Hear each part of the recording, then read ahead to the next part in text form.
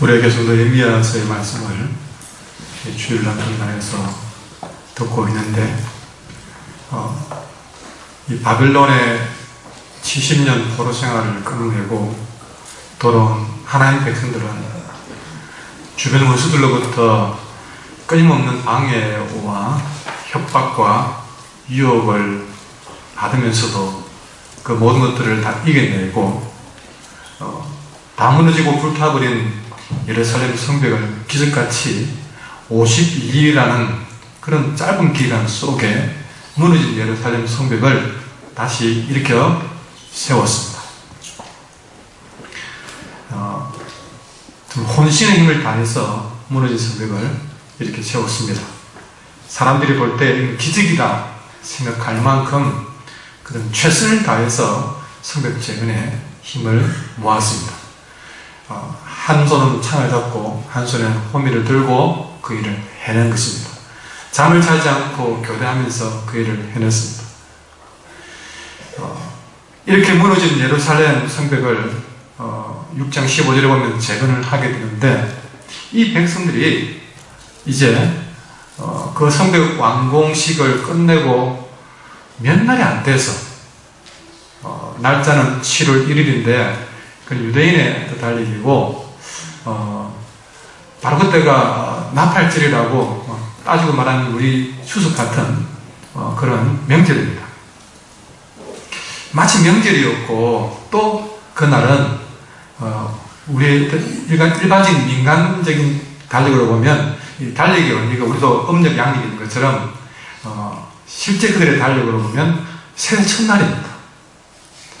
마침 일을 끝내고 나니까 새해 첫날이 된 것이죠. 그렇게 새해 첫날 그들은 뭘 할까 생각했습니다. 여러분은 맨 추석날 뭐 했습니까? 친척들 인사 다니고, 그 나머지는 뭘 했습니까? 그 남는 시간이 있으면 뭘 하지 생각하듯이 이들도 나팔절이겠다, 또 새해 첫날이겠다, 그들이 뭘 하지 하면서 생각을 하는데, 어느덧 그들이 예루살렘 쭉 둘레에 지난번에 10개의 성문에 대해서 제가 설명을 했습니다. 이것은 때로는 양문이고 이거는 또 수문이고 설명했습니다. 그 중에 하나 10개 성문 가운데 수문이라고 하는 곳이 있는데, 이 수문은 10개 문 가운데에서 좀 굉장히 넓은 광장을 가진 문입니다. 거기에 이래저래 사람들이 모이기 시작한 것입니다.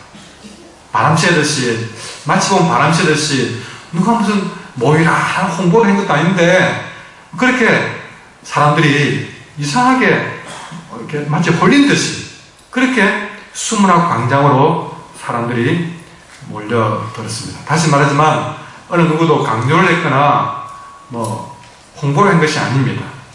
백성들이 스스로 그 자리에 모인 겁니다. 백성들 일부가 아니라 1절에 보면 모든 백성들이 일제히 모인다. 일제히. 그리고 2절과 3절에 보면 말씀을 알아들을 만한 사람들,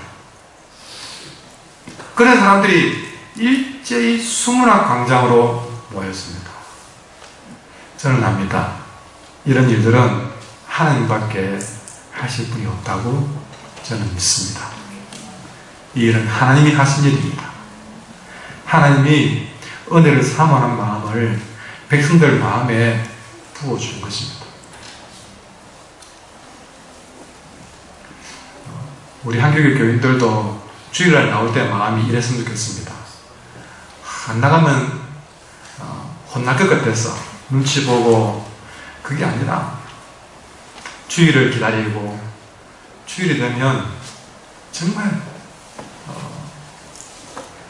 애인을 만나러 나가듯이 설레는 마음으로 옷을 입고 화장을 하고, 정말 내가 표현할 수 있는 최선을 다해서 그렇게 지금 준비하고 꾸미고 단장해서 신부가 신랑을 맞으러 가듯이 그렇게 수줍은 마음으로, 설레는 마음으로 그렇게 우리 모두가 이 예배 자리에 나왔으면 좋겠습니다.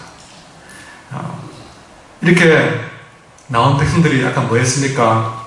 성벽 재건하는 일에 땀을 흘렸습니다. 52일이라고 하지만, 짧다고 하지만, 일하는 사람들에게는 52일은 숨이 턱에 찰 만큼 정말 고되고 힘든 일이었어요. 좀 이걸 한 1년 넘게 해야 될 일을 갖다가 50일 만에 집중적으로 했으니까 정말 이들은 굉장히 피곤했을 거예요. 그러나 그런 과정에서도 50일 만에 기적같이 되도록 하신 하나님의 역사를 그들은 경험했기 때문에 이런 하나님의 역사를 강하게 느낀 백성들이 하나님에 대해서 더 알기를 원했습니다. 그래서 그들은 수문학 광장으로 한 사람, 두 사람 모여들었는데 거의 모든 백성들이 나왔다고 했습니다. 자, 이들이 수문학 광장에서 무슨 일을 했는지 오늘 여러분 한 걸음 한 걸음 저를 따라서 우리가 마치 현명을 대고 들여다보듯이 그렇게 자세히 들여다봤으면 좋겠습니다. 왜냐하면 이런 일들이 여러분의 삶 속에 계속 일어나기를 바라고 우리 한길교회에 계속 일어나기를 바라는 마음으로 저는요 이 느헤미야서의 모든 말씀 가운데에서 사실은 이 8장 설교를 정말 하고 싶었습니다. 그래서 모든 지금까지 설교는 이 8장을 위해서 왔다고 생각하시면 됩니다. 이 8장의 이 느헤미야서 말씀의 정점이기 때문에 오늘 여러분들은 더 집중해서 들으시길 바라고 오늘 특히 오늘 처음 나오신 분들은 더더욱 잘 들으시길 바랍니다. 이들이 수문학 광장에서 뭘 했는가가 제일 중요합니다. 제일 먼저 그들은 모여서 스스로 말씀 듣기를 원했습니다. 제일 먼저 이들이 한 일은 뭐냐면 1절과 2절에 보면 학사라고 하기도 하고 그 서기관입니다. 그래서 이 말씀에 관해서 사실은 전문가입니다. 그리고 2절에 보면 제사장으로 표현되어 있는 에스라를 정했습니다. 이 에스라는 느헤미야서 앞에서 나오는데 이스라엘 백성을 이끌고 나와서 성전 재건을 주도했던 사람입니다. 근데 느헤미야서에서는 잠시 7장까지는 나오지 않았거든요. 그렇게 앞에서 먼저 느헤미야보다 앞서 가지고 성전 재건한 일을 해놓고 다시 페르시아로 돌아가 있었습니다. 돌아갔다가 이 예루살렘이 느헤미야로 인해서 다시 성벽을 재건하면서 힘을 쓰고 있다는 말을 듣고 다시 에스라가 예루살렘으로 달려온 겁니다. 여러분 좋은 일을 하고 있는 사람들끼리 모인 겁니다. 느헤미야가 정말 예루살렘을 위해서 다시 힘쓰고 있다는 그 소문이 에스라의 마음을 뜨겁게 만들어서 페르시아에 있는 에스라를 크게 만들었습니다. 드디어 영적인 거장 느헤미야와 에스라가 이 8장에서 만난 격입니다. 그 에스라가 왔다는 소문을 듣고 백성들은 빨리 좀 에스라를 불러주세요 하고 사람들은 에스라를 찾기 시작했습니다. 다시 말하면 에스라는 지금으로 말하면 여러분 목사라고 보면 됩니다. 1절에 말씀을 같이 읽도록 하겠습니다. 시작. 이스라엘 자손이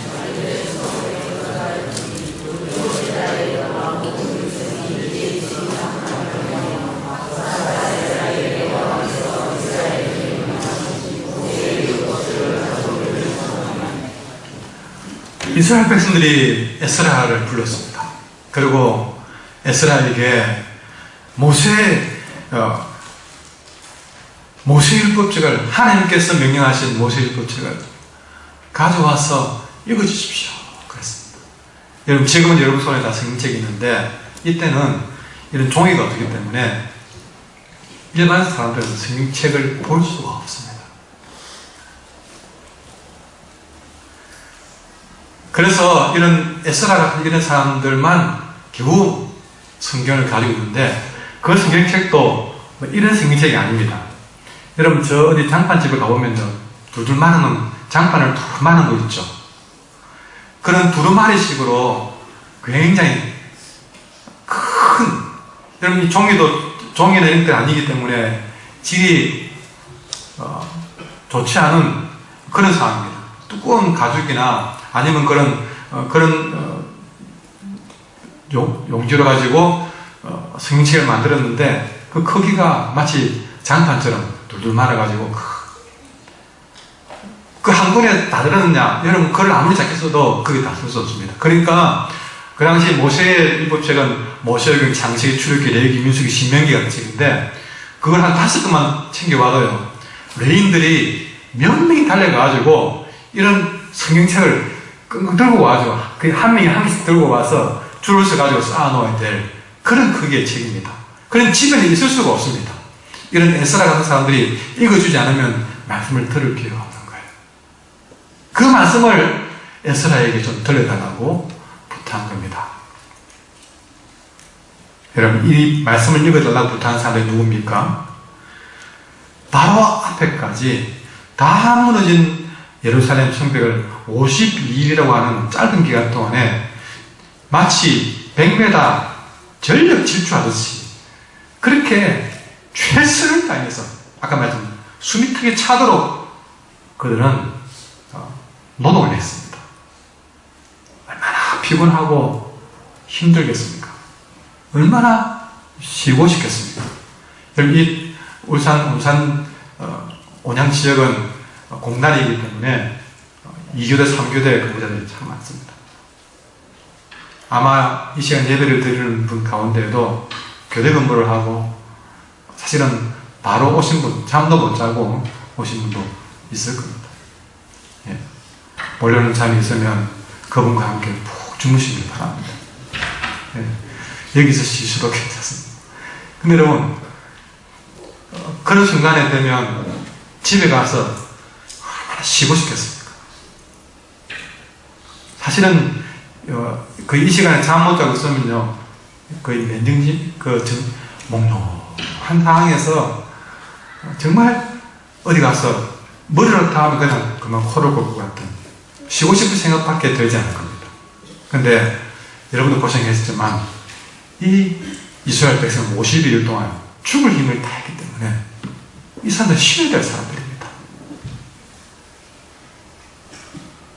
그럼에도 불구하고 좀 집에 가서 샤워하고 좀 피곤 잠깐 눈 붙이고 피곤이 좀 갈 정도가 되니까 다시금 그런 예루살렘에 모여서 하나님의 말씀을 듣고 싶어 했습니다.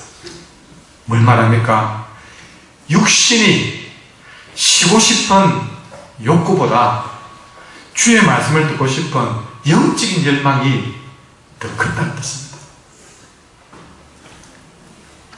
성벽 재건 공사 중에 쌓이고 쌓인 피로를 풀고 편안한 휴식으로 얻을 수 있는 기쁨이 있는데 그 육신의 기쁨보다 하나님의 말씀을 읽고 듣는 영적인 기쁨을 더 큰 기쁨으로 여겼다.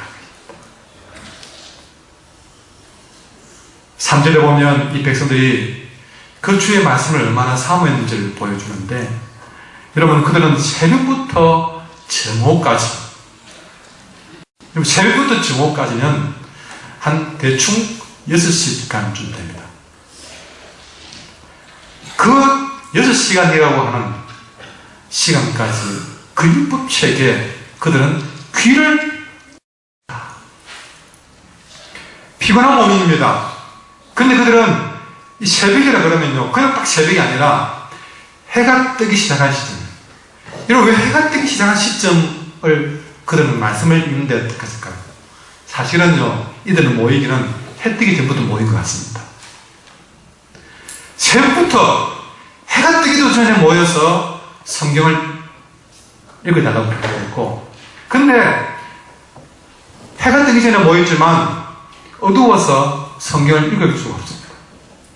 다시 말해서 새벽이라고 하는 것은 해가 뜨기 시작함으로써 강단에서 성경에 쓰인 글자가 보일 수 있는 시간, 그러니까 성경이 보이기만 한다면 그들은 무조건 그때부터 읽기 시작하는 것이죠.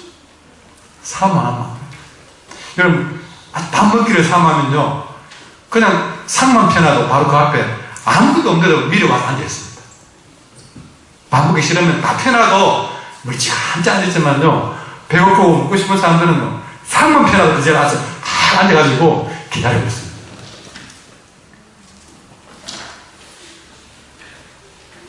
그런 마음으로 주의 말씀을 일찍부터 와서 듣고 싶다는 것이죠. 그리고 말씀을 듣다 보니까 정오까지 그 6시간이 흘러버렸습니다. 오랜 시간 동안 그들은 말씀에 귀를 기울였습니다. 여러분, 귀를 기울였다는 말은 어떤 말일까?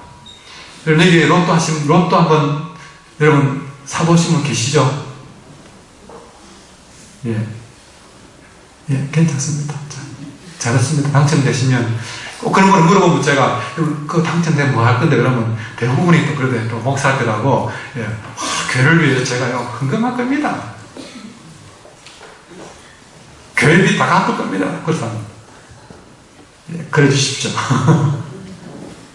근데 여러분 그 로또를 여러분이 샀으면 여러분 토요일날 여러분 그 밤에 그 번호를 발표할 때 여러분은 그 짧은 방송을 어떤 눈을 봅니까? 귀를 기울여서 마지막 번호까지 여러분은 귀를 기울일 겁니다. 정말 이 로또 1등 당첨금 번호에 귀를 기울이듯이 아니면 합격자 명단 발표에 내 이름을 찾기 위해서 귀를 기울이듯이 한 말씀이라도 놓치지 않겠다는 마음으로 6시간이라고 하는 긴 시간 동안 다른 곳이 아니라 하나님의 말씀에 귀를 기울인 것입니다. 정말 진지하게 간절하게 주의 말씀을 들었다는 것입니다. 한 말씀이라도 더 들려주고자 했던 강단에선 애쓰라 열정, 한 말씀이라도 더 들으려고 하는 백성들의 열정이 다 만난 겁니다. 이유가 뭘까? 이들은 왜 이럴까?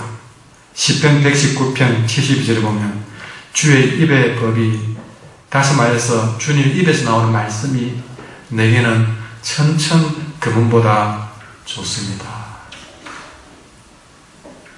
천천 금은보다 좋습니다. 그래서 여러분 에스라는 한 말씀이라도 읽어주려고 열정을 쏟았고 백성들은 한 말씀이라도 더 들으려고 열정을 쏟은 것입니다. 그들은 정말 육신으로는 정말 쉬고 싶은 그런 날에 오히려 그들은 제대로 쉬기 위해서 주의 말씀을 스스로 청해서 들은 것입니다. 여러분은 이해가 안 될지 모릅니다. 집에 가서 푹 자는 것이 쉬는 거지, 아니면 어디 바람을 쐬는 것이 쉬는 거지, 어디 커피 한잔 마시는 것이 쉬는 거지. 그러나 이들은 잠자는 것보다 바람을 쐬어서 아니면 커피 한잔 마시는 그렇게 쉬는 것보다 주의 말씀을 한 대라도 더 듣는 것이 그들은 제대로 쉬는 것이다. 그렇게 믿고 이 말씀을 들은 것입니다. 여러분, 이렇게 말씀을 들음으로 인해서 그들이 경험하는 것이 무엇입니까? 시편 19편 7절 8절에 이렇게 말합니다. 말씀을 들으면 어떤 일이 벌어지느냐? 여호와의 말씀은 완전해서 우리의 영혼을 소생시킨다. 말씀은 우리의 영혼을 소생시키는 힘을 가지고 있습니다. 또 여호와의 말씀은 정확해서 우리의 마음을 기쁘게 한다. 이것이 제대로 쉬는 것인 줄 알았습니다. 그래서 그들은 말씀 앞에 무거운 육신을 이끌고 왔지만 그들은 기쁜 마음으로 주의 말씀에 귀를 기울였습니다. 여러분, 말씀을 보고 듣는 것은 여러분 우리 인생에 고된 일이 아닙니다. 숙제가 아닙니다. 여러분, 성경을 좀 하루에 숙장씩 읽어라 그러면 숙제처럼 힘겨워합니다. 숙장 읽어야 돼, 그러면서 겨우 한 장 읽고 오늘은 안 되겠어. 우리 목사님은 세상 읽어야 맨날 읽을 거야. 힘들어. 숙제도 아니고 무슨 노동도 아니고 이 성경 읽는 것을 굉장히 힘들어합니다. 사실 저도 그렇게 힘들어했습니다. 여러분, 이것은 인생의 고된 일이 아니라 우리를 살리게 하고 우리의 마음을 기쁘게 하는 참으로 우리에게 복된 힘인 줄 믿습니다. 이들은 이렇게 말씀을 들으면서 다시 새롭게 되살아나는 기쁨을 얻게 된 것입니다. 아니, 그것을 원했던 것입니다. 주의 말씀을 들음으로써 지금까지 포로로 살면서 잃어버렸던 영적인 힘을 되살리기를 원했고, 그들은 주의 말씀을 통해서 다시 재충전하기를 원했고 보충하기를 원했던 것입니다. 여러분 운전을 하는 자로서 여러분의 차가 기름이 닿으면 당연한 듯이 충전소로 가서 여러분은 가스를 아니면 경유를, 휘발유를 넣을 것입니다. 내 돈을 들여서 그 일을 할 것입니다. 그 기름이 다 떨어져가지고 경고등이 울리면 여러분은 불안해서 못 견딜 겁니다. 어떻게 하지? 왜 주유소가 안 보이지? 오로지 주유소만을 찾을 겁니다. 살다가 우리 인생이 방전이 되고 살아가면서 고생과 수고가 없는데 그들의 육신이 취하고 힘이 떨어져 갈 때에, 그래서 비틀비틀 죽어갈 듯이 넘어져 갈 때에, 그래서 그들에게 경고등이 울릴 때에 마치 충전소를 찾듯이 이 백성들처럼 내게 말씀 들려주세요 하는 마음으로, 채워주세요 하는 마음으로, 그렇게 사모하는 마음으로 나오는 겁니다. 우리 주일이 그렇습니다. 주일날 나올 때 영적으로 세상에서 방전된 여러분의 영혼을 충전시키고 보충시키고 싶은 간절한 소망을 가지고 주님 앞에 달려오셔야 한다는 것입니다. 이들은 말씀을 제대로 듣기 위해서 4절에 보니까 특별히 만든 강단을 세웠습니다. 나무 강단입니다. 근데 이것은 그냥 강대상이 아니라 정확하게 말하면 망대입니다. 이 망대는 특별히 목축업을 하는 이들에게는 익숙한 구조물입니다. 양들을 많이 키우다 보면 이 양들이 줄을 서는 것도 아니고 참 다니기 때문에 좀 높게 나무든지 뭐든지 높게 오두막처럼 만들어 세웁니다. 왜 필요할까요? 여러분, 양들을 잘 돌보기 위해서 이 망대를 세웁니다. 여러분, 망대가 그런 곳입니다. 그런데 이 망대는 다른 성경에서는, 그러니까 구약 성경 솔로몬이 썼던 아가스에서는 솔로몬이 이 망대를 어디에 비유했냐면, 아가스 8장에 보면 어린 아이를 먹이는 엄마의 젖가슴으로 표현했습니다. 여러분, 에스라는 풍성한 말씀의 젖을 백성들에게 공급할 영적인 강단, 망대 위에 서서, 그러면 애들이 배가 고파서 앵하고 울 때에 엄마가 젖을 물리듯이 말씀이 가급해서 수문학 광장으로 몰려든 백성들에게 엄마가 애기의 젖을 먹이듯이 풍성한 영적인 양식을 먹이는 것, 그것이 바로 망대예요. 우리 한길교회 강단도 끊임없이 풍성한 영적인 젖과 꿀이 흐르는 에스라의 강단이 되기를 소망합니다. 여러분, 에스라가 말씀을 더 잘 전하기 위해서 이런 나무 강단을 만들었다면, 오늘 여러분은 말씀을 더 잘 듣기 위해서 여러분의 손으로 무엇을 하였습니까? 여러분이 말씀을 잘 듣기 위해서 오늘 해야 될 일은 무엇일까요? 여러분, 주일마다 내가 말씀을 제일 잘 듣기 위한 고민을 하셔야 됩니다. 강단을 만드는 마음으로, 그래서 어느 자리에 앉아야 말씀을 잘 들을까? 이 생각이 먼저 와야 돼요. 어떤 분들은 언제 빨리 예배 마치면 어디 빨리 집에 갈까? 어디서 앉으면 안 들켰을까? 그런 마음으로 아는 분이 있다면, 어떻게 하면 주의 말씀을 더 잘 듣는 자리에 갈까? 여러분, 어떻게 하면 내가 말씀을 잘 들을 수 있을까? 토요일 날, 여러분, 그 말씀을 잘 듣고 피곤치 않게 하려면 토요일 날 무리하게 일하면 안 됩니다. 토요일 날 안편하도 일찍 자서 좀 푹 주무셔가지고 맑은 힘으로, 그것도 나무 강단을 만드는 마음이에요. 한 가지 부탁한다면, 여러분, 제가 강단에 설 때까지 여러분 저를 도와주셔야 됩니다. 우리 모두 영적인 문제이기 때문에, 우리 한길교회 이 주일 예배는 영적인 문제이기 때문에 이 자리가 제일 최상의 순간이 될 수 있도록 여러분은 저를 도와주셔야 됩니다.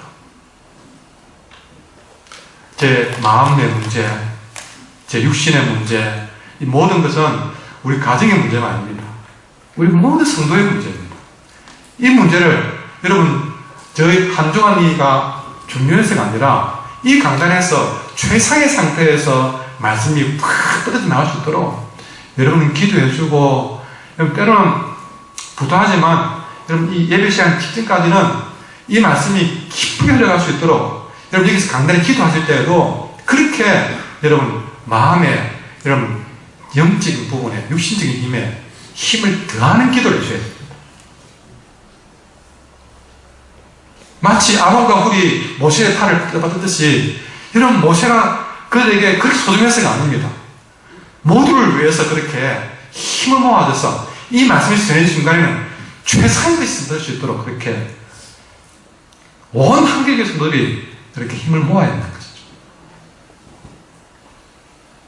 자, 이 강단 위에서 말씀을 전하는데 여러분 에스라만 부른 것이 아니었습니다. 물론 에스라만 청했지만 에스라는 혼자 서지 않고 다른 말씀의 동역자들을 왼쪽과 오른쪽에, 그래서 사진에 보면 오른쪽에 선 사람은 6명, 맏다리부터 해서 6명, 왼쪽에 에스라의 왼쪽에 선 사람은 7명이에요. 총 이 강단에 에스라를 포함해서 14명이 있었는데 에스라를 중심으로 해서 에스라 오른쪽에 6명이 명단, 왼쪽에 선 7명이 명단이 막 선 거예요.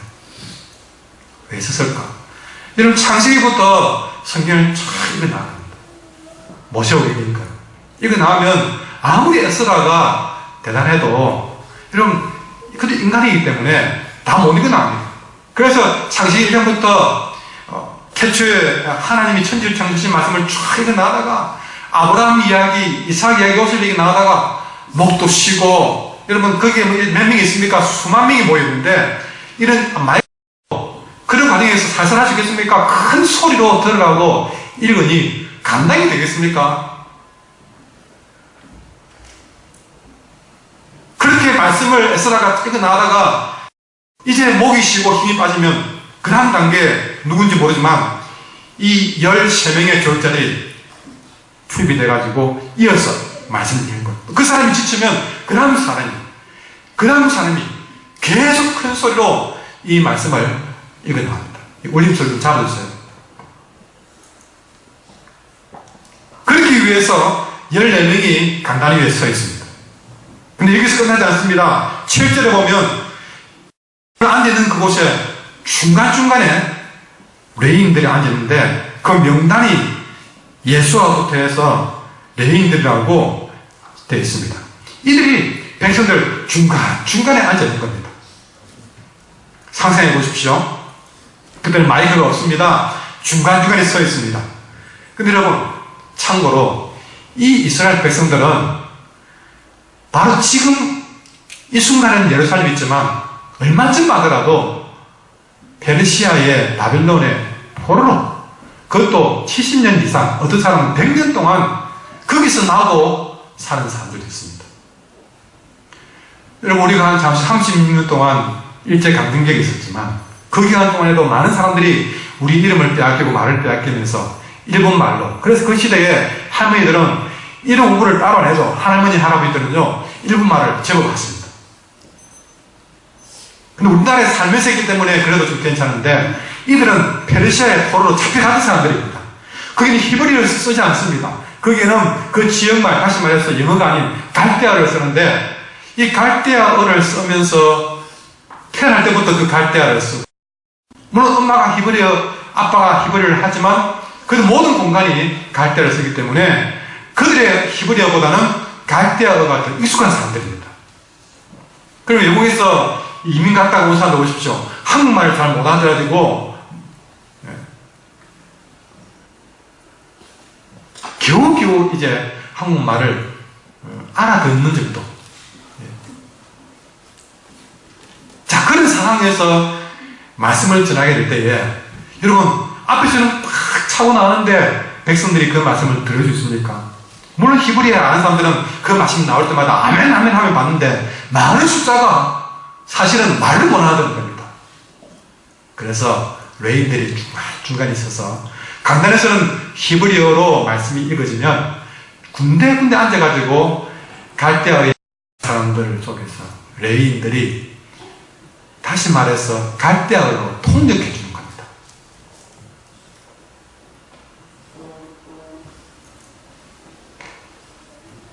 아마 생각에는 히브리어를 아는 사람들끼리 모아놓고 또 아니면 갈대아만 하는 사람들, 그런 사람들을 따로 모아놓고 했을지도 모르는 것 같아요.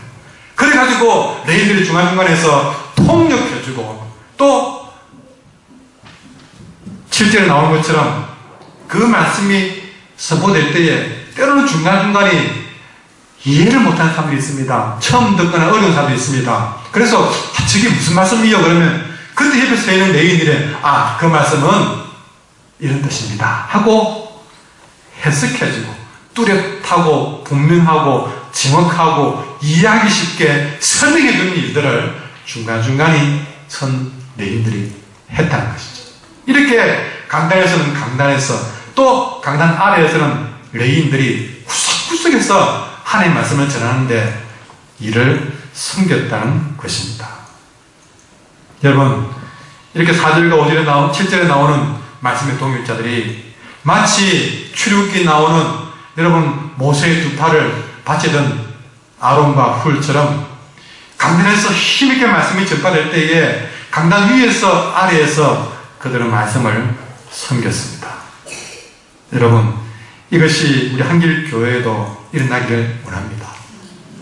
이 강단에서 주의 말씀을 선포되면 이제 수많은 일꾼들은 여기 레인들처럼 우리 교인들 속에 있으면서 여러분 선포되는 말씀들을 오늘날 이 예배 시간에 나오지 못한 사람이 있으면 그분 못 나오구나.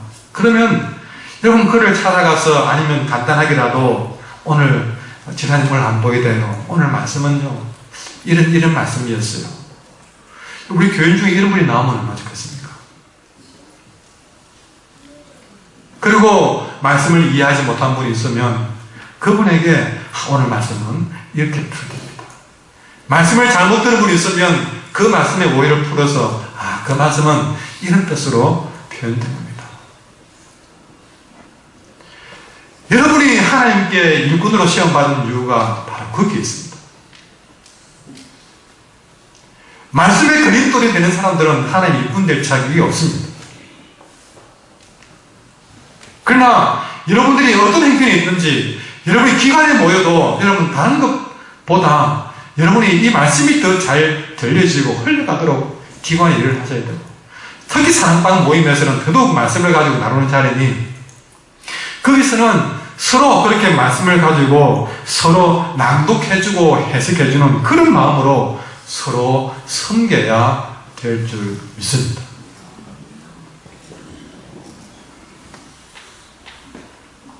왜 우리는 이렇게 해야 되는가?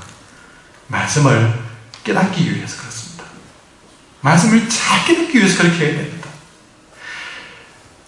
목사님은 왜 그렇게 말씀의 깨달음을 중요하게 강조합니까? 이유가 있습니다. 왜 깨달아야 되느냐?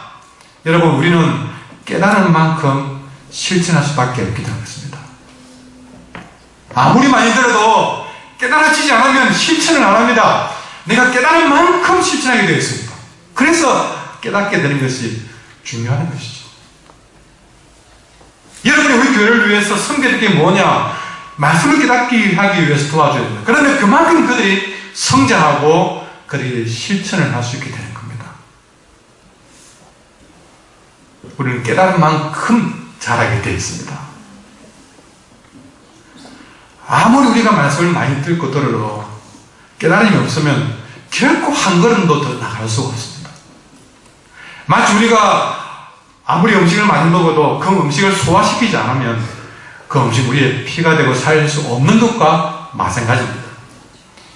많이 먹고 소화시키지 못하고 다 토해낸다면 무슨 소용이 있겠습니까? 여러분, 말씀을 많이 읽고 듣는 것도 중요하지만 더 중요한 것은 깨달아야 됩니다.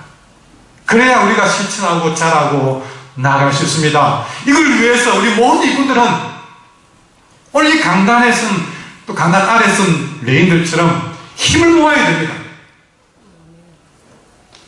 아까 기도할 때에 이곳이 빈곳이 채워지길 바란다고 말씀하셨지만 그 일을 위해서 할 일은 바로 그것밖에 없습니다. 여러분들이 주어진 말씀을 가지고 한 사람에게도 그 말씀이 제대로 소화될 수 있도록 그렇게 말씀의 사역을 통해서 깨닫게 할 수 있도록 그렇게 숨겨 나간다면 알게 모르게 하나님께서 한 명, 두 명 채워 주실 줄 믿습니다.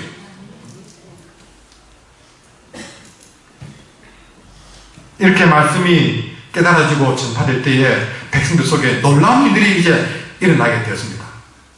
5절 말씀 같이 읽겠습니다. 시작.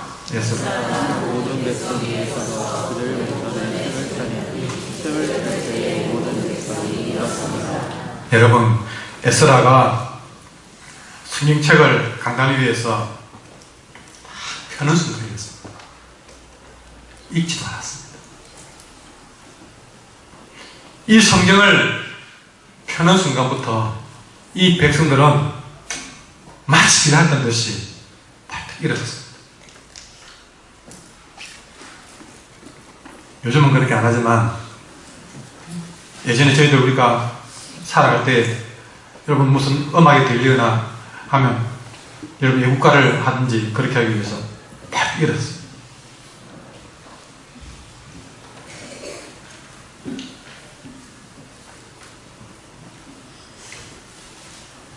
여러분 말씀 앞에 어떤 자세를 가집니까?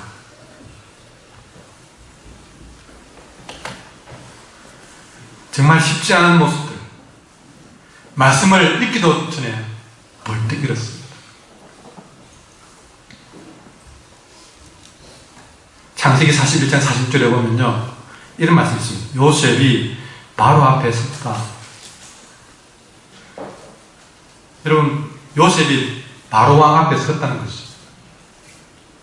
왜 쓸까요? 신하로서 바로에게 섰다는 것은 그 바로 앞에 복종하고 그 바로를 존경하고 여러분의 아주 큰 어르신이 여러분의 집에 들어왔어요. 그러면 앉아가지고 오셨어요 할 사람이 누가 있습니까? 보는 순간 어떻게 합니까? 벌떡 일어섭니다.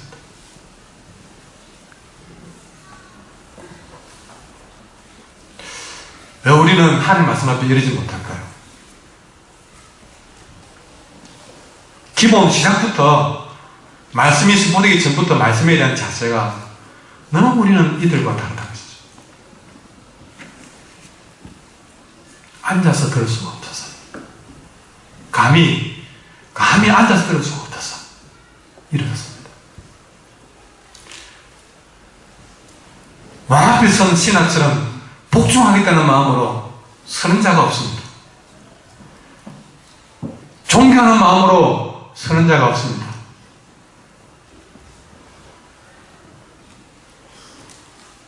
인간 왕 앞에 신하들은 그 왕의 명령을 듣기 위해서 서는데, 결제를 받기 위해서 서는데, 여러분의 직장에 가서 여러분의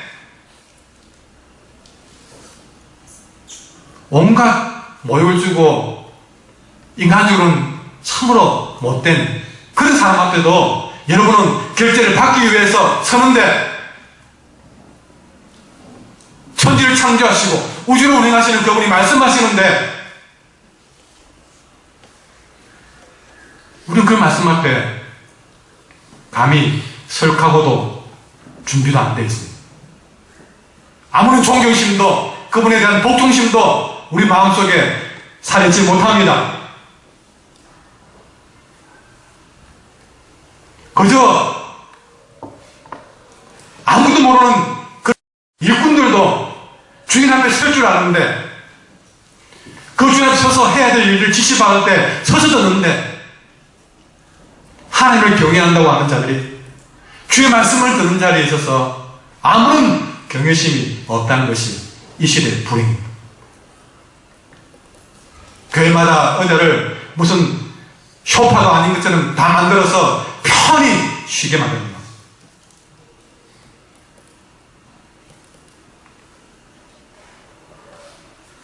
에스라가 주의 말씀을 펴는 순간만으로도 그들의 보인 반응은 사무엘상 3장에 나오듯이 말씀하옵소서 주의 종이 듣겠나이다 하는 마음으로 섰습니다.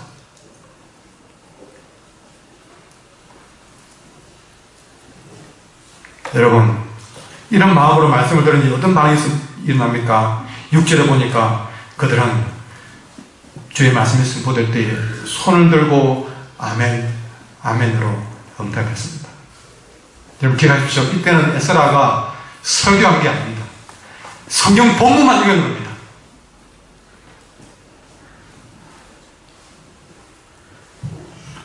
우리 교인들에게 늘 가르치는 부분인데요. 우리 교육자들한테 예배 시간에 말씀에 대한 낭독은 교독하지 마라. 왜? 말씀 자체가 선포기 때문에 교독하지 마라. 하지.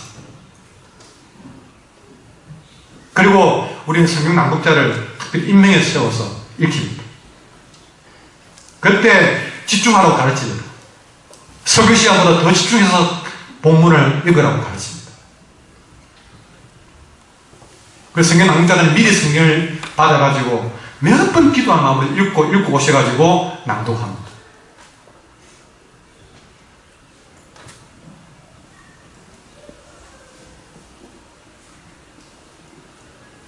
그 말씀을 들을 때에 여러분 그들은 성경 본문만 읽어 나왔는데 불구하고 여러분 아시잖아요. 레위기가 얼마나 우리가 듣기에 어렵고 쉽게 말해서 자모고 정말 이해가 안 되는 부분이 나왔음에도 불구하고 그들은 그 말씀이 선포될 말씀이 읽어지는데 그들은 손을 높이 들고 아멘, 아멘 했습니다. 그 말씀 속에는 그들이 말씀에 순종하지 않으면 3차례 천대까지 저주를 받는다는 얘기를 해도 그들은 아멘, 아멘 했습니다. 너는 행복자라 그럴 때도 아멘, 아멘 그랬고 너희 말씀대로 살지 않으면 너희 자신들까지 저주를 받는다는 말을 해도 그들은 아멘, 아멘 했어요. 손을 들고 무슨 말입니까? 그들에게 유익하고 좋은 말씀은 아멘, 아멘 하면서 아니라 모든 말씀에 그들은 승복하기로 순종하기로 작정한 사람처럼 그들은 아멘, 아멘 한 것입니다. 쓴 말씀에도 아멘하고 다른 말씀에도 아멘하고 말씀 앞에서는 그들은 오로지 예스맨으로 그들은 하나님 앞에 아멘, 아멘 했습니다.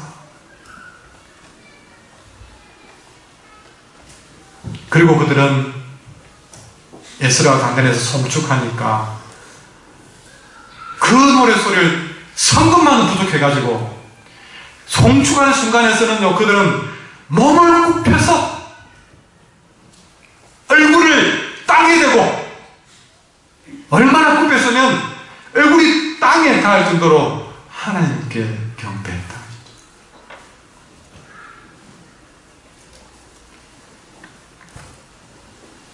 이곳 삼평길 513-12번지에도 말씀 앞에 이렇게 반응하는 분들이 많아지기를 소원합니다.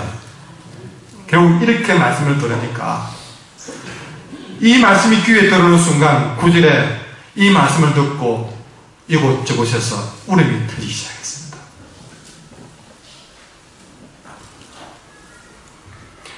에스라가 뜨거운 마음으로 강단에서 말씀을 전하고 동역자들이 뜨거운 마음으로 말씀을 전달하고 이렇게 백성들이 뜨거운 마음으로 말씀을 받으니까 말씀이 귀에 들어오는 순간 말씀을 읽기만 했는데도 그들 속에서 뜨겁게 회개하는 일들이 벌어지기 시작한 것이고 감사하는 마음들이 터지기 시작한 것입니다. 이들의 눈물은 어떤 눈물입니까? 영적으로 도전받은 사람이 흘리는 회개의 눈물이었습니다. 내가 지금까지 하나님 말씀대로 잘 살지 못해서 나라도 빼앗기고 포로로 잡혀가 온갖 부끄러운 수치를 겪었다고 그것이 다 우리가 말씀대로 살지 못했던 우리의 잘못이라고 가슴을 치면서 그들은 회개한 것입니다. 왜 우리가 그동안 말씀을 멀리하고 제멋대로 살았나? 회한의 눈물이었습니다. 우리가 하나님을 배신하고 떠나가면서 당한 고통을 생각하면서 다시는 하나님을 배신하고 떠나서 이방 땅에 끌려가 포로가 되는 세상의 포로가 되는 그 그런 부끄러운 일은 다시는 없을 것임을 간절히 재차 3차 눈물로 결단하는 시간이었습니다. 또 어떤 이들의 눈물은 하나님의 은혜에 대한 감사의 눈물이었습니다. 무엇입니까? 자기들이 지금까지 그렇게 큰 죄를 지었음에도 불구하고 70년 바로 그 바벨론 포로에서 하나님이 기적같이 풀어주시고 그 고향에 돌아오니 하나님이 기적같이 무너진 성벽을 일으켜 세워주면서 이렇게 예배를 드릴 수 있고 말씀을 들을 수 있도록 해주시니 이게 얼마나 감사한 일인가. 그 꿈에도 그런 일들을 지금 이곳에서 할 수 있으니 얼마나 감사한 일인가 하는 감사의 눈물이기도 하였습니다. 또한 그 눈물은 내가 다시는 이렇게 살지 않겠다, 정말 말씀대로 살겠다는 새로운 결심의 눈물이 되었습니다. 이곳에서는 회개의 눈물, 저곳에서는 감사의 눈물, 또 한 곳에서는 새로운 결단의 눈물을 흘리니 이 눈물이 통곡이 되어서 온 전체가 울음바다가 된 것입니다. 말씀 앞에서 이들이 흘린 눈물은 그냥 눈물이 아닙니다. 죄악을 다 씻어내리는 눈물이었습니다. 영혼의 갈증이 해소되는 눈물이었습니다. 성령의 담비 같은 눈물이었습니다. 결단과 회복과 구원과 소망의 눈물이었습니다. 죽어가는 생명이 다시 되살아나는 눈물이었습니다. 말씀은 이렇게 어떤 이유로든 우리를 울게 합니다. 여러분, 기도의 제목이 하나 생겼습니다. 하나님, 말씀이 나를 울게 해주시옵소서.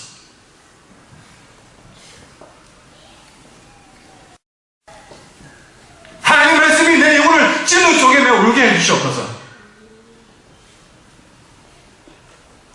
하나님 말씀이 그 누구도 내게 해주지 못할 나의 잘못된 부분들을 정확하게 찔러서 다시는 그 부끄러운 자리에 가지 않도록 나를 돌이켜 세워주실 만큼 나를 울게 해주시옵소서. 우리는 교만해서 사람이 잔소리하는 걸 듣기 싫어합니다. 그러니 누가 나를 고쳐주겠습니까? 아무도 나를 바꿔놓을 사람이 없습니다. 그는 하나님의 말씀이 나를 깨닫게 해서 회개의 눈물, 변화의 눈물, 감사의 눈물, 새로운 결단의 눈물로 나를 돌이켜 세워 놓아야 될 것입니다. 예레미야 23장 29절에서는요, 하나님의 말씀을 불로 비유했습니다. 그리고 반석을 쳐서 부서뜨리는 방망이로 비교했습니다. 하나님의 말씀이 불같이 여러분의 가슴을 때리고 반석을 쪼개 부서뜨리는 방망이처럼 여러분의 가슴을 찌르고 돌아와서 우리를 변화시켜야 됩니다. 하나님의 말씀 앞에서는 완고하고 패역한 사람이라도 넘어지고 바뀌는 법입니다. 말씀의 미륵 앞에 어느 누구도 버티고 서지 못합니다. 사도행전의 오순절 베드로가 설교를 했을 때에 많은 사람들이 이 설교를 들으면서 마음에 찔려서 햇날이 형제들이요, 형제요, 베드로에게 형제요, 우리가 어찌하면 됩니까? 여러분, 이런 일들이 우리 교인들에게도 날마다 일어나서 말씀을 듣고 목사님, 형님 제가 어떻게 하면 됩니까? 하고 부탁하고 기도해달라고 오는 사람들이 생겨야 됩니다. 히브리서 4장 12절에 보면 하나님의 말씀은 살았고 능력이 있어 좌우에 나서던 금보다도 예리하여 혼과 영과 및 관절과 골수를 찔러 쪼개까지 하며 마음과 생각과 뜻을 감찰하십니다. 우리가 변하지 않았다면 하나님의 말씀을 듣지 않았을 것입니다. 귀로는 들어도 마음으로 믿지 않았을 것입니다. 우리가 말씀을 마음으로 받으면 그 말씀이 불망망이 되어서 우리를 또 예리한 칼이 되어서 우리를 찔러 쪼개고 부수어 새롭게 바꾸어 놓을 수 있습니다. 저는 여러분에게 이 질문을 해봅니다. 나는 말씀을 들으면서도 이 말씀 앞에 울어본 적이 언제였던가? 하나님의 말씀이 장대대같이 내리는 그 순간 내내 백성들의 영혼의 갈증이 하나하나 해소되면서 동시에 새로운 생명이 되살아나고 있는 이 느헤미야서 현장이 우리의 현장이 되기를 바랍니다. 얼마나 이 장면을 볼 때에 축복된 순간일까. 따라합시다. 울어야 삽니다. 따라합시다. 말씀이 나를 울게 할 때 제대로 우려야 되는 삽니다. 자, 이렇게 슉 울고 나니까 그 다음에 지도자들이 그들을 추스르면서 이제 그만 울고 기뻐하자. 여러분, 말씀을 통해서 그들이 하나님의 사랑과 용서를 깨닫는 순간 처음엔 눈물이었지만 그 눈물은 기쁨으로 바뀌었습니다. 여러분, 한 번 더 따라 제대로 울면 제대로 기뻐할 수 있다. 여러분, 우리가 온전한 해결을 안 하기 때문에 온전한 기쁨을 못 누리는 겁니다. 내가 박살이 나도록 표현을 하자면 다시는 주워담지 못하도록 제대로 회개하고 울어야 다시 정말 예전의 그 모습이 아닌 새로운 걸 받을 수 있습니다. 이런 컵이 있는데 그냥 대충 한 서너 조각 나게끔 부숴놓으면요, 어중간해서 그냥 본드 바르고 옛날 복원해봐야 예전 그 모습대로밖에 못 만듭니다. 어중간히 떠지면. 그러나 말씀 앞에, 말씀의 방망이 앞에 완전히 옛날에 어떤 모양이었다 생각도 할 만큼 부숴버리면 아예 새로운 모습으로 만들 수 있는 겁니다. 우리의 회개는 어중간한 회개. 그래서 오늘 대충 깼다가 집에 가면 다시 붙여놓아서 맨날 옛날 그 모습대로 사는 그 모습이었습니다. 이들이 제대로 울기 때문에 이들은 다시 기뻐할 수 있는 겁니다. 마치 이들은 빼앗긴 전리품을 되찾은 것처럼 기뻐했습니다. 시편 119편 162절을 보면요, 사람이 많은 탈취물을 얻은 것처럼 나는 주의 말씀을 즐거워합니다. 빼앗긴 자유, 빼앗긴 믿음을 다시 전리품을 승리해서 빼앗은 것처럼 기뻐하니까 얼마나 기쁘겠습니까?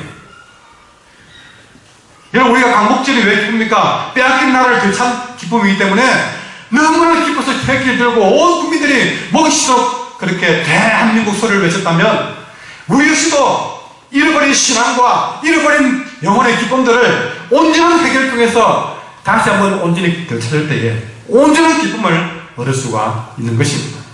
이 기쁨은 마치 밭에 감춘 보물을 되찾은 기쁨입니다. 여러분, 예수님의 비유가 있지 않습니까? 밭에 감춘 보물을 찾았을 때에 너무너무 기뻐서 내 가진 것 다 팔아도 아깝지 않을 만큼 큰 보물을 얻는, 여러분 한번 따라 합시다. 말씀은 내가 받을 수 있는 가장 큰 보물입니다. 여러분, 이 말씀이 주는 기쁨을 여러분들이 되찾을 수 있기를 간절히 소원합니다. 이들은 울고만 있지 않았습니다. 한 걸음 더 나가서 10절 말씀 가지겠습니다. 시작. 느헤미야가 또 너희가 가서 못하는 것을 만나시되 준비하지 못한 자에게는 나누어주라. 이날은 우리 주의 성인이니 근심하지 말라. 여호와를 위하여 기뻐하는 것이 너희에게 있느니라. 아멘. 이들이 들려진 말씀을 듣고 우기만 하지 않고 깨닫기만 하지 않고 실천했습니다. 무슨 말이냐면 이들에게 기뻐하라고 그러면서 먼저 잔치를 베풀어 마음껏 먹고 마셔야 됐습니다. 여기서 살찐 것과 단 것을 말하는데, 살찐 것은 다시 말하면 흔히 말해서 고기도 그냥 고기가 아닙니다. 뿔뿔뿔뿔. 예. 우리가 먹을 수 있는 최상품 등품의 고기입니다. 이 살찐 것이라는 말은 최고의 좋은 고기를 가지고 와서 먹으라는 것이죠. 잘 차려진 음식을 말합니다. 최상의 음식을 말합니다. 기뻐하되 이런 기쁨을 가지고 가장 맛있는 음식을 먹을 때 더 나가서 뭐랍니까? 준비하지 못한 자에게는 나누어줘. 우리만 먹는 것이 아니라 나누라는 것입니다. 근데 여러분, 이 나눌 때에 우리가 먹다가 남은 것 나누는 것 아니고 또 쓸모없는 것, 저급한 것 나눈 것이 아니고, 다시 말해서 내가 먹는 살찐 것, 잘 차린 음식, 그걸 나누라는 것입니다. 여러분, 나눌 때에 여러분에게 최상의 것을 나누시길 바랍니다.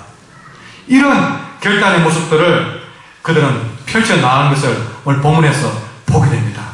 여러분, 이렇게 주의 말씀이 펼쳐질 때에 이들은 이렇게 말씀 앞에서 벌떡 일어섰습니다. 이 말씀의 자리는 언제나 이렇게 은혜의 용광로였습니다. 말씀이 있는 곳에 이런 기적이 일어날 줄 믿습니다. 말씀을 사랑하는 교회는 결코 잘못되지 않을 줄 믿습니다. 우리 한길교회가 그런 교회가 되기를 간절히 소원합니다. 여러분, 우리 한길교회 성도들도 먼저 사모하는 마음으로 하나님의 말씀을 받으시기를 바랍니다. 회개하는 마음으로 말씀을 받으시기를 바랍니다. 아멘하는 마음으로 말씀을 받으시기를 바랍니다. 그 말씀을 듣고 실천하는 마음으로 주의 말씀을 받으시기를 바랍니다. 이런 말씀 앞에 일어선 한길교회 되기를 간절히 소원합니다. 찬송가 288장 찬송하겠습니다.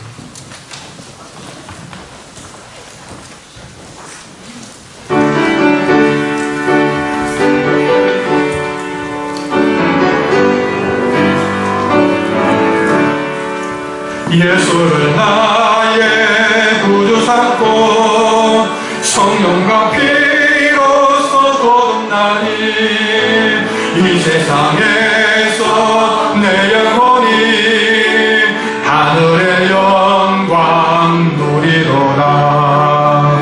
이것이 나의 간정이요 이것이 나의 찬송일세.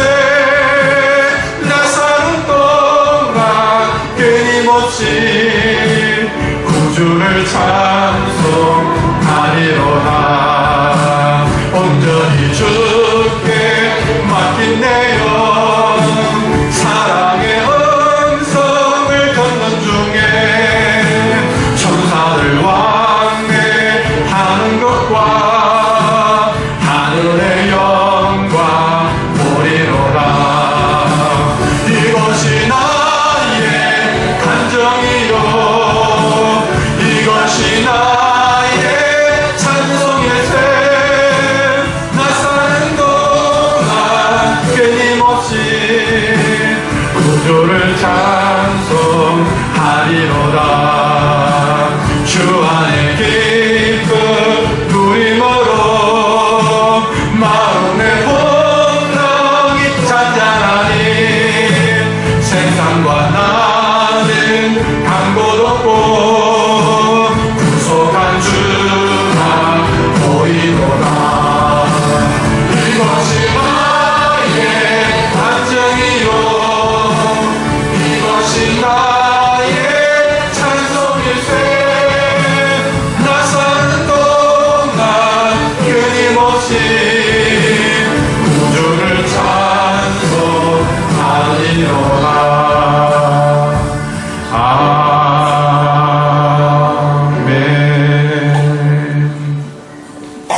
주 예수 그리스도의 은혜와 하나님 아버지의 사랑하심과 성령의 교통하심과 충만하심이 말씀 앞에 다시 일어난 복된 삶을 살기를 소망하는 주의 사랑 모든 백성들 머리 위에 항상 함께 있을지어다. 아멘.